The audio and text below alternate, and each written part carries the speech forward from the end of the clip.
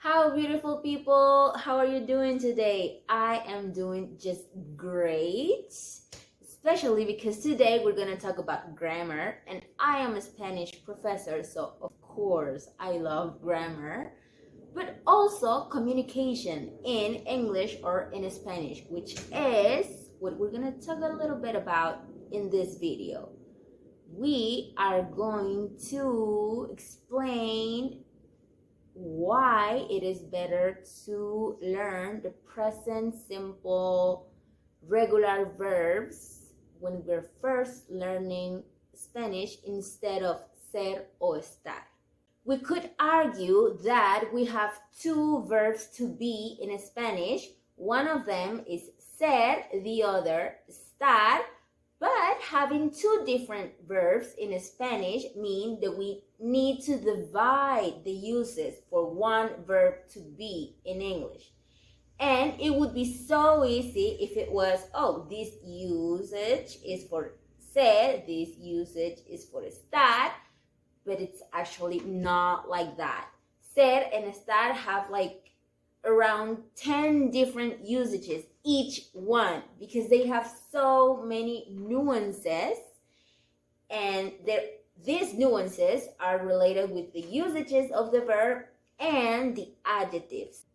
Next, we could also argue that we could just memorize. For example, it is always yo soy Brenda, for example, instead of yo estoy Brenda. That doesn't exist. That it is easy to memorize, and some teachers even say that ser is for permanent states or characteristics, and estar is for temporary states or characteristics.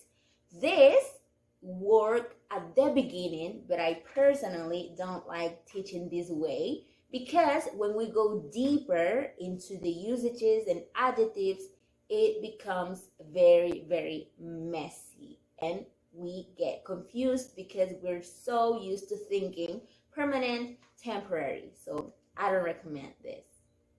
We already have two reasons to avoid start studying Spanish by ser and estar. And these two reasons are going to be beaten by two more reasons to start studying Spanish by the present simple regular verbs in indicative instead. So let's see why.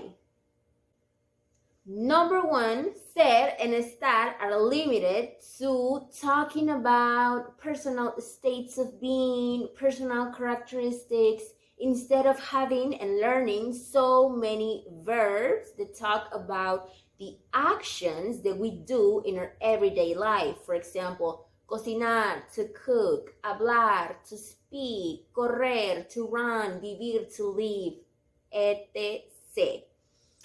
Number two, these verbs are regular, so instead of studying two irregular verbs with different usages at the same time, we learn only one rule that applies to different verbs. What else could we ask for when learning Spanish, huh?